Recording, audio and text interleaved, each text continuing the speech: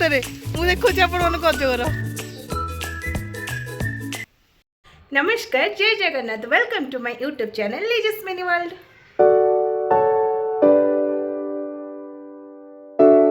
तो मुझे आपण मान गोटे बहुत सुंदर जगह को लेकिन जीवी। तो चलो तो मुझे रेडी होगी आपण मान सहित कथा होची बाहर की जीवा। मु पूरा रेडी हो सारे आ बबुन भी रेडी हो सारे। तो चलते भी जीवा आसतु। आम दुई जन स्मृति भाई और रोजी दीदी आम 4 जन जाक मिसिक आम जर्नी को स्टार्ट कर देथिलु। आउ हाँ, वीडियो एंड है बेलू आपण मानकर मन शांत आपण मानक सुकुन फील हम या ग्यारंटी तो मुझे निश्चित भाव देवी। आउ ए वीडियोटा जदि आपण मानक भल लगी सो प्लीज टिके लाइक शेयर सब्सक्राइब आउ कमेंट करने।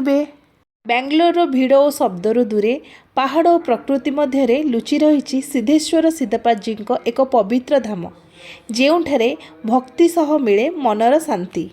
बेंगलोर कनकपुरा रोड दे उदारहाली जिला पाखरे एही मंदिरटी अवस्थित। बेंगलोर ठारू एक popular one day trip spot भाव में यह खूब परिचित। रास्तार ग्रामीण परिवेश पहाड़ और गछपत्र देखा मिले जहाँ बाइक राइड और फैमिली ट्रिप पे खूब भल लगे। बहुत लोग एठाकू अर्ली मॉर्निंग रे जाती सनराइज और पीसफुल एटमॉस्फेयर को उपभोग करने। सफा सुतरा बाथरूम अच्छे कि पानी बोतल आनते निहाल पिया ओके एठारे पार्किंग करिबार बहुत सुंदर व्यवस्था मध्य रही छी। बेस किसी जगह रे पहुंची गलोडी जेंति आपण माने देखि पड़ते मो पछ पछर व्यूटा केते सुंदर हेई छी। आ एबे हम फर्स्ट चलो तांगो मंदिर जिवा तापर मो आपण माने पूरा डिटेल्स में सब कुछ देखि आसन।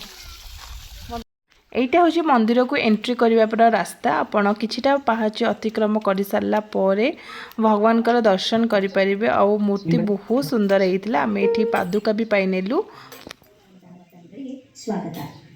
आपण मैंने जानी जो मंदिरटा मुझे प्रथम रे देखली से मंदिरटा प्रथम सेमिति नथिला। एई पोस्टर लेफ्ट साइड रे जेमिति अछि सेई भली ही थिला। परवर्ती समय रे नूतन मंदिरटी प्रतिष्ठा होईछि। आउ हाँ, सिद्धपाजी नाम को नहीं एक लोककथा रही। लोक मैंने कहते जे जड़े सिद्ध पुरुष बा सन्थ एठारे भगवान शिवंकर उपासना करथिले, तेणु एही स्थान नाम सिद्धपाजी नाम परिचित हैला। भक्त मैंने मनोकामना पूरण करने पई एठाकू आसंती। आउ एईटा होची एई जगार सबुठारु आकर्षणीय दृश्य।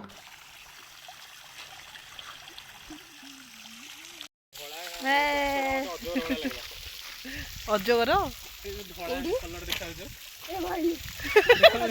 सप्तरे मु देखुची आपण मन अजगर ना ये केते बड़ धड़ा अजगरटा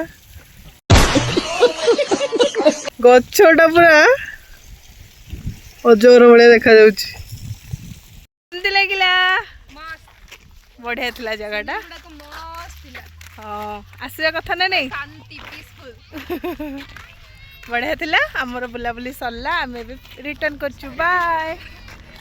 सेठू बाहरी आसी इवनिंग स्नैक्स करबा पय आमे मयूर कैफे रे अटकी थिलु।